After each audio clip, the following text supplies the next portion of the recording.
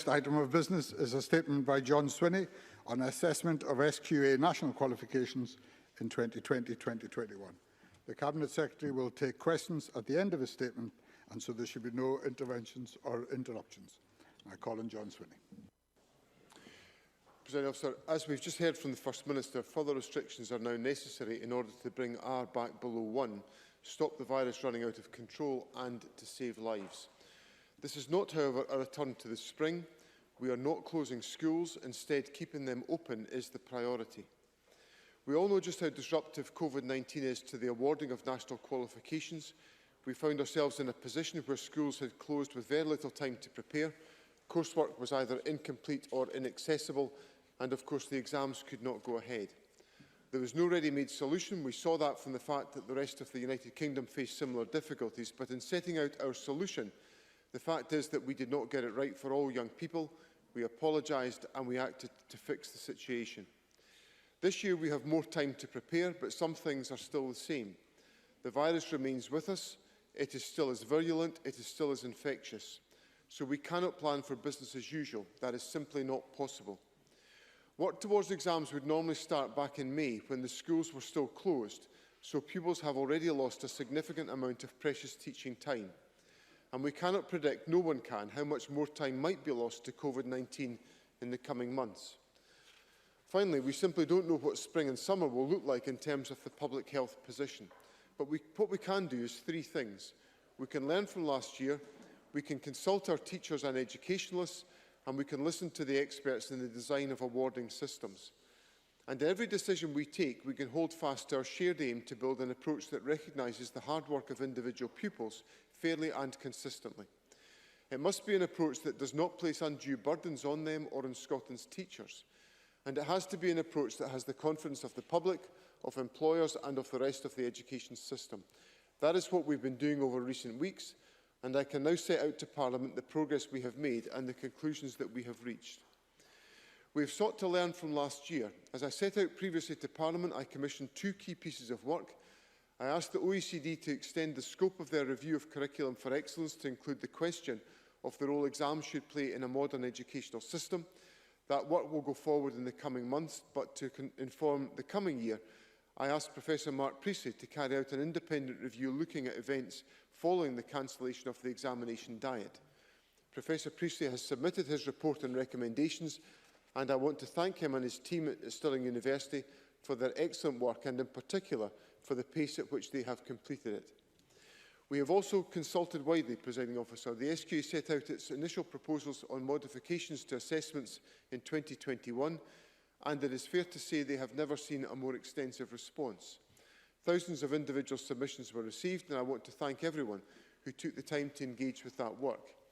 I have personally consulted with young people, including with pupils in the senior phase, who I spent valuable time in discussion with last Thursday. We've heard the views of parents, of teachers and our colleges and universities, and the issues have been discussed with stakeholders across our education system, including those represented on the Education Recovery and Qualifications contingency groups. And of course, I have consulted medical and scientific experts. Finally, we've listened to the experts in the designing of awarding systems in the SQA, but also from our professional bodies, our local authorities, our schools and in Education Scotland. It is worth pointing out that all of this work comes at a time when the broader picture is one of an education system that has successfully returned to full-time learning. Despite the virus, attendance remains around 93% for pupils. The additional safety measures and mitigations which we recommended and teachers and staff have worked so hard to put in place are working well. This has been confirmed by the Health and Safety Executive, who have now engaged with more than 500 schools on the implementation of the COVID-19 guidance. My thanks go to everyone for their exceptional efforts to reopen schools and to deliver face-to-face education safely. However, despite this progress, the virus remains the same, and the risk remains that there may be further disruptions for individual pupils, schools, colleges or more widely across the country during the course of this academic year. It is in this context that I have found the clear recommendations Professor Priestley makes regarding the approach to awarding in 2021 of great assistance to me in making these decisions. Due to the level of disruption already caused by COVID and due to the likely disruption faced by some or all of our pupils and students this academic year, a full exam diet is simply too big a risk to take. It would not be fair. I've therefore asked the Chief Examining Officer to take an alternative approach to National 5 accreditation in 2021 rather than the usual exams. The alternative approach to awarding National 5 qualifications will be based on two key recommendations by Professor Mark Priestley. These recommendations are, and I quote, the suspension of the National 5 examinations diet in 2021 with qualifications awarded on the basis of centre estimation based upon validated assessments. And secondly, the development of a nationally recognised, fully transparent and proportionate system for moderation of centre-based assessment. So the alternative approach will be based on teacher judgment, supported by assessment resources and quality assurance.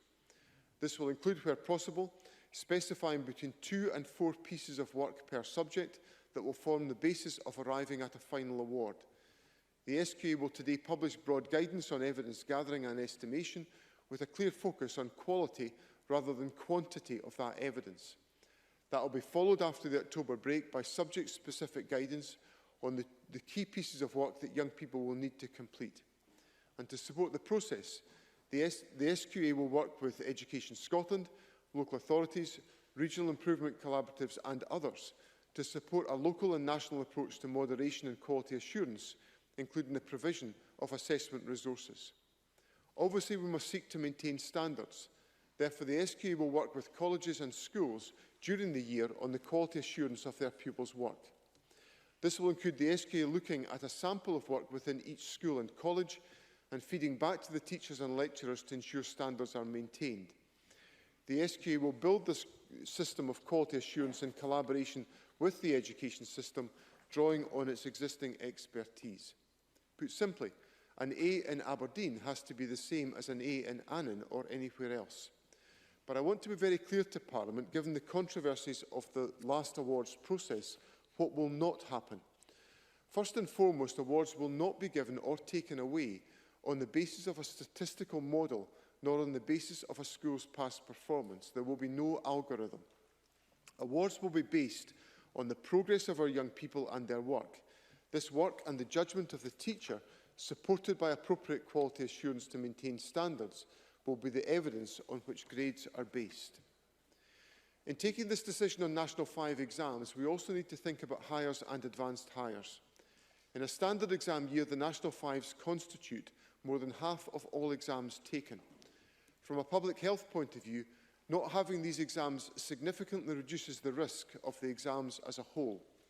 It means that we can build an exam diet for hires and advanced hires that is as safe as it possibly can be, using all the coronavirus mitigations we have sadly become so familiar with, including physical distancing and enhanced cleaning.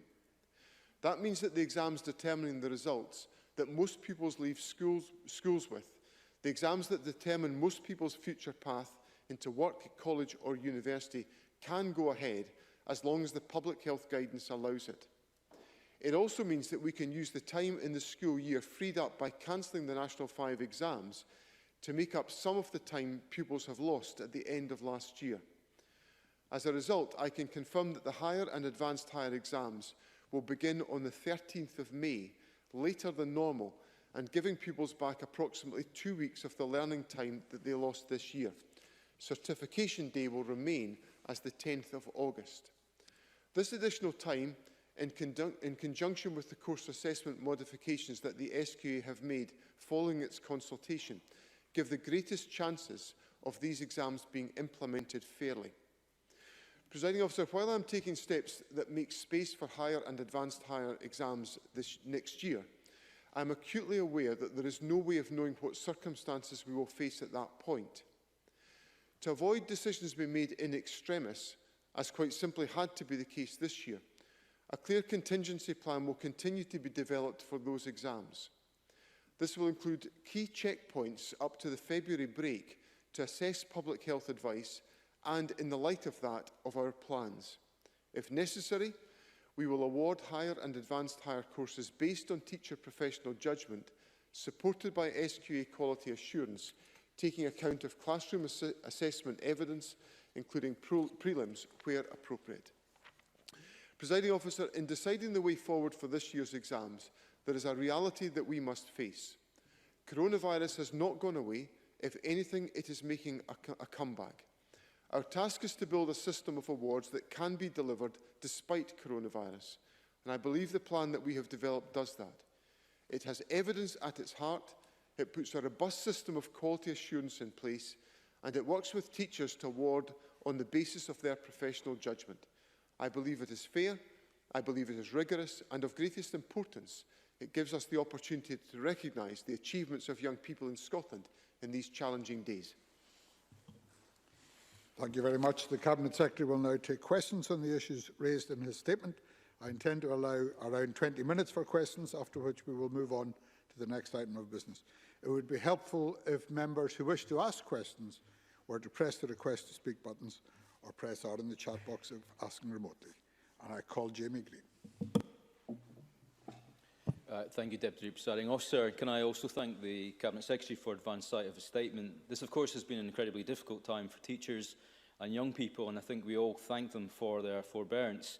But we on these benches believe that a full exam diet could and should have taken place next year, and that the onus was on the Education Secretary to make that happen, or instead justify why that cannot be achieved under his watch. I'm not convinced that full justification has been offered in today's statement for the cancellation of National Fives. It does feel, Presiding Officer, like the towel has been thrown in already. But nonetheless, I welcome that a decision has been made. Questions still remain, however, so let me ask three. As National Fives will now be reliant on teacher judgment, how will national moderation actually be applied by the SQA to teacher estimates, so as to avoid them being downgraded by the SQA or overruled by ministers in the same chaotic way they were this year? Can I ask if the Cabinet Secretary can guarantee that teachers will receive full guidance as soon as possible on how to assess the progress of National 5 pupils throughout the year? And finally, if there is, and I hope there isn't, but if there is disruption to next year's exams and hires or advanced hires are unable to be sat, how can teachers assess progress if contingency plans are not announced or put in place until February of next year? That is simply too late to revert or announce an alternative. Because if the Education Secretary wants to restore the trust of parents, teachers and young people themselves, he needs to get this right, and right now. Cabinet Secretary. So, as I indicated in my statement, I echo the comments that Mr Green has made in relation to the contribution of teachers, which I think has been outstanding in restoring the full-time education of children and young people in Scotland, and also in sustaining education during really difficult times since lockdown in March. Mr Green is obviously holds his opinion about the sustainability of a full exam diet next spring. I've looked very carefully at the public health evidence. I've looked very carefully at the degree of risk that we would be taking were we to allow that to take its course. My judgment, and it is my judgment, is that the risks are too great. In coming to that judgment, I have consulted extensively within the education system, and the concerns that I have been very clearly expressed to me by local authorities, by head teachers and by pupils around the country about the risks that are implicit. But it is a matter of judgment, and just now the government is making countless matters that are the subject of difficult judgment, and none of it is straightforward. In relation to the whole question of moderation, there will be work undertaken in the early part of this year, of this school year, to support the understanding of standards within schools and to assist the moderation process at school and local level. And the SQA and SQA appointees will be fully involved in that process at school level, and there will be engagement with teachers to enable that to be the case. There will be full guidance available at a subject-by-subject level, and as I indicated, there will be pieces of work that will be issued by the SQA, which will be the basis upon which assessment can be undertaken. And we will be, what I said in my statement is that the approach that we are taking on National 5 provides us with a foundation for assessment should there be any disruption to the hires and advanced hires. I stress That is not what I want to be the case. I want a full higher and advanced higher diet to be undertaken, and I'm creating more space for that to be enabled. I'm de-risking it to enable that diet to take its course. But should it be required, the approach that we're taking on teacher judgment in National 5 gives us a strong foundation for the higher assessment. Of course, we have opportunities, as I indicated, to take stock as to whether such a contingency plan needs to be applied in those circumstances. Thank you. I now call Ian Gray. Thank you, Presiding Officer, and thanks to the Deputy First Minister for early sight of his statement. I say early, but the truth is this statement is very, very late. Teachers are months into teaching courses without knowing exactly what they should be teaching, how pupils will be assessed, and what evidence they should have been gathering. They were told exams would go ahead, but then that a final decision had not been reached. They were told courses would be amended to account for lost time, but not how. Well, days, weeks and months passed by. Now we do have a decision. So can I ask the Deputy First Minister, firstly, how the continuous assessment of National 4 and 5s and the exams at higher and advanced higher will take account of pupils, sometimes whole year groups, having to self-isolate perhaps more than once? Secondly, can he promise that next year no pupil will be judged on anything except their own performance and ability?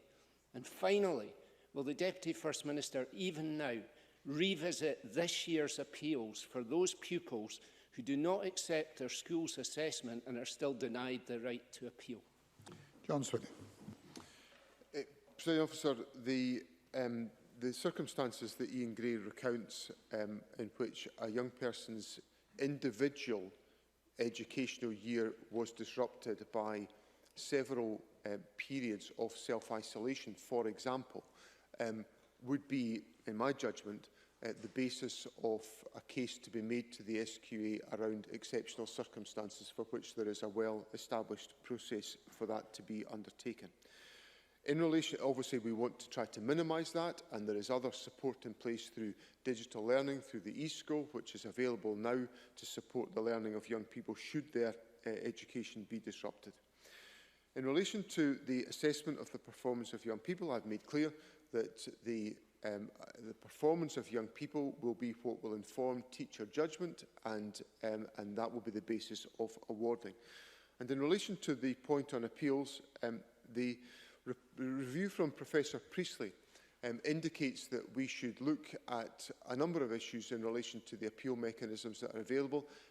I am committed to doing exactly that, and we will consider the issues raised by Professor Priestley as part of that review. Claire Adamson, to be followed by Jamie Halcrow-Johnson. Thank you very much, Presiding Officer, and I thank the Deputy First Minister for his statement, and thank Professor Priestley also for contributing in the publication of his report. I noticed that the issue of assessment and estimation has been key, and the Deputy First Minister has mentioned that there will be guidance produced by the SQA in these areas. But we know from before COVID and before the crisis that we have, that there were concerns about the estimation process in certain areas. So what other support can be given to schools to ensure that the assessment and the estimation process ensures fairness and consistency across all centres? Cabinet Secretary. Presiding Officer, the whole process of assessment and estimation lies at the heart of the professionalism of the teaching profession. And it is important that all interested parties, whether they are in individual schools, teachers, leaders within schools, or local authorities, or in regional improvement collaboratives, work with Education Scotland and the SQA in ensuring that we enhance the assessment and estimation process that is undertaken by teachers.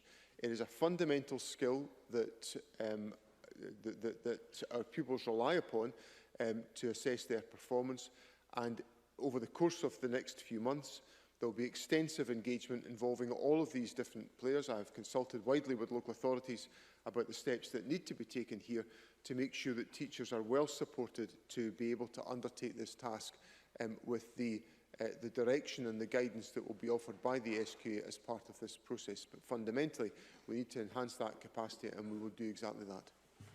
Jamie Halcrow-Johnson, to be followed by Rona McCann. Thank you. The Cabinet Secretary will be aware of the unprecedented pressures faced by the further and higher education sectors at this time, sectors which, throughout the pandemic, have faced a lack of clarity from this government and which were significantly impacted by the mess the government made of this year's exam grades. So, could the Cabinet Secretary outline what discussions he has had with representatives from the universities and colleges sectors on the subject specific to today's statement and what concerns or issues they raised with him? Cabinet Secretary. I really don't recognise the picture that Mr Halcrow-Johnson paints. I would have thought it might have been something to celebrate that we had an absolutely outstanding record number of young people going to higher education in Scotland today. Where was that in Mr Halcrow-Johnson's statement? Maybe it was as prominent as the Conservative U-turn on tuition fees. Maybe that's why Liz Smith isn't the education spokesperson any longer, that she couldn't bear the policy position that was about to be arrived at. So I don't recognise the world that Jamie Halcrow-Johnson is talking about. We've had extensive discussion with the college and university sector throughout all of these issues about assessment, and I have to compliment the university and college sectors for their willingness to engage constructively in finding solutions at a very difficult time. Rona Mackay, to be followed by Daniel Johnson.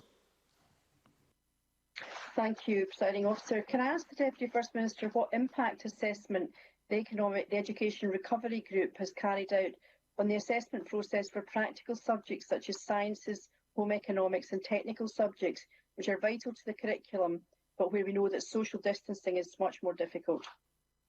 Cabinet Secretary. President Officer, very specific guidance has been given on all of these areas to the education system. It's been developed collaboratively to ensure that some of the practical issues that Rona Mackay raises can be properly addressed, and that young people are able to have as much of the experience of these courses as is possible, given the wider constraints within which we have to operate. And the Education Recovery Group has been involved in that discussion. Daniel Johnson, to be followed by Ross Greer. Thank you. The Cabinet Secretary has already stated his intent to take forward recommendation 7 of the Priestley report on the appeals process. I would just wonder if he could clarify on what basis that review will take place, and will it be independent of both the Scottish Government and the SQA? Cabinet Secretary. No, it won't be. We'll take it forward on the basis of the approach that would be expected of us from a government that is currently legislating to implement the United Nations Convention, incorporate the United Nations Convention of the Rights of the Child into domestic legislation in Scotland, and it will be undertaken consistent with those principles. Ross Greer, to be followed by Beatrice Wishart. Thank you. I welcome the responsible decision to cancel and replace the National 5 exams. I can't work out, though, why that logic applies to the National 5s but not to Highers. So can the Deputy First Minister explain his statement that cancelling Nat 5 exams frees up capacity for Highers when those exams don't normally take place at the same time? But each Higher exam, of course, can't be staggered, given every pupil must take it at the same time. And in response to a question I asked a few weeks ago, the Deputy First Minister said he wanted to avoid at all costs an increase in teacher workload. Given teachers will need to simultaneously prepare higher pupils for exams and a contingency plan, I can't see how that's the case. But for National 5s, can the Deputy First Minister at least reassure me that the assessment system being developed will be based on work teachers and pupils are already doing, not adding something new on top of that? John Swinney. On the last point that Mr Greer raises with me, yes, that will be the case. And the approach that will be taken is designed to be entirely consistent with what that would ordinarily be undertaken within each subject curriculum. In relation to the point on the maintenance of the higher diet, my judgment, given the significant weight that is attached to higher qualifications as essentially the key pathway to the next stage in the educational journey of young people, is that if it is possible for us to sustain that diet, we should endeavour to do so. And that is what has underpinned the decision-making that I have taken. I have tried to de-risk that situation by removing the National 5 exams from the exam diet, creating more time for learning and teaching than would ordinarily be the case at that time of the year, and providing the opportunity for further progress to be made in that respect. I am very, very keen to ensure that this approach does not in any way add to teacher workload. So the point that Mr Greer made about the importance of this work being consistent with the ordinary content of the curriculum is a key guide for the education system and how young people should be prepared for assessment and, in some circumstances, examination. Beatrice Wishart, to be followed by Fulton McGregor. Thank you, Presiding Officer. In terms of the date for the Highers and Advanced Higher exams, does the Education Secretary think that 2 weeks is sufficient time for young people to make up the learning that has been missed?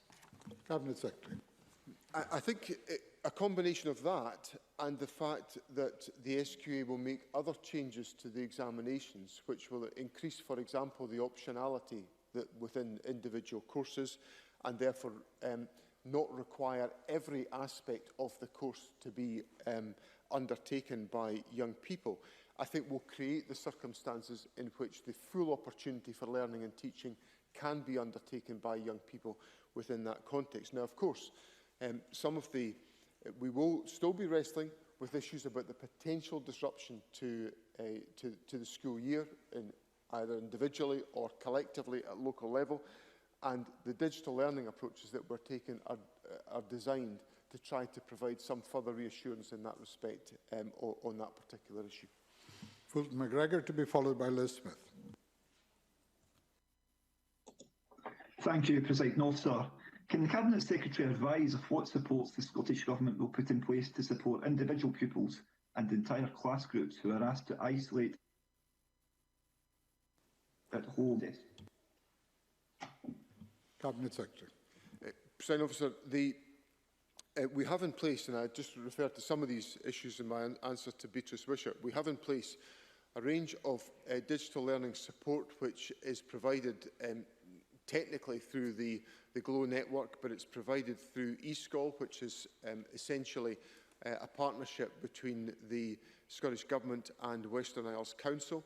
But that's been extended to involve local authorities, and there is now very good work going on involving teachers the length and breadth of the country who are providing learning into that digital learning platform that can now be accessed by pupils the length and breadth of the country.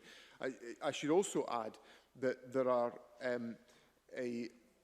further reinforcement opportunities that are available for senior phase pupils to sign up to, and this adds to the point that in my response to Beatrice Wishart, where there are after-school sessions that pupils the length and breadth of the country can sign up to if they wish to.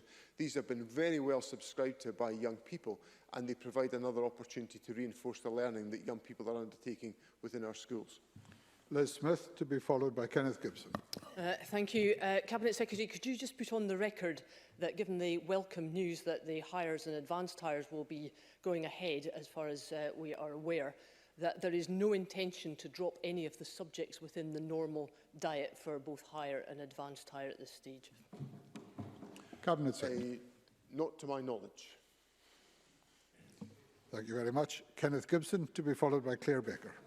Thank you, Presiding Officer. What assurances can a Cabinet Secretary give that the 2021 SQA assessment process will continue to build on the Scottish Government's work in narrowing the attainment gap to ensure that no pupil is left behind and is able to achieve their full potential? Cabinet Secretary. President Officer, I think it's important that in these very disruptive times that we do all that we possibly can do to support young people in achieving their educational potential. As I've explained in a number of answers to colleagues today, there are a variety of different approaches being taken to support digital learning that is available, that can reinforce learning that's undertaken by young people. And then obviously if there is disruption to education, there are opportunities for that to be taken forward. And we are working to ensure that in every circumstance we have in place the full support to enable young people to fulfil their educational opportunities. Claire Baker, to be followed by Stuart McMillan. Thank you. The Cabinet Secretary highlighted that precious teaching time had been lost due to the lockdown and the impact this will have on Highers, and that's why the decision has been taken to have later dates for the Higher exam diet. And can I ask what measures will be taken to ensure that the National 5 cohort aren't disadvantaged by the time that was lost through the school lockdown period? Cabinet Secretary. Well, the young people who would be traditionally sitting National 5s will obviously have more time because they would ordinarily have seen the end of their learning and teaching at the Easter break, and then they would have gone on to study leave. They will obviously have access to further learning opportunities after the Easter break. And there will be, obviously, it will be for individual schools to make a judgment. Some schools change their the curriculum during May and into June to move on to another year group, and it'll be up to individual schools to determine what is the optimal moment to do that. And I would think one of the key factors in that judgment should be whether young people who are presenting for National 5 have had adequate opportunity to maximise their potential in the estimating process that teachers will make in advance of submission of the final estimates to the SQA at that particular stage in the spring. And finally, Stuart McMillan. Thank you, Presiding Officer. To ask the Cabinet Secretary what support will be provided to pupils with additional support needs to actually help them deal with the changing circumstances and to ensure that they have an equal chance of success with their schoolwork. Cabinet Secretary. Our education system ordinarily, Presiding Officer, must ensure that the needs of every young person are met and that every young person has the opportunity to fulfil their potential. That lies at the heart of the answer to the question from Mr McMillan, which relies upon the extent to which the education system can fully meet all of those needs. And I give Stuart McMillan the assurance that that consideration is uppermost in the thinking of local authorities and of the government in this respect. Thank you very much. That concludes questions on the statement. We will now move on to the next item of business. May I remind members leaving the chamber to observe the social distancing measures which are in place across the campus. The presiding officer has selected an urgent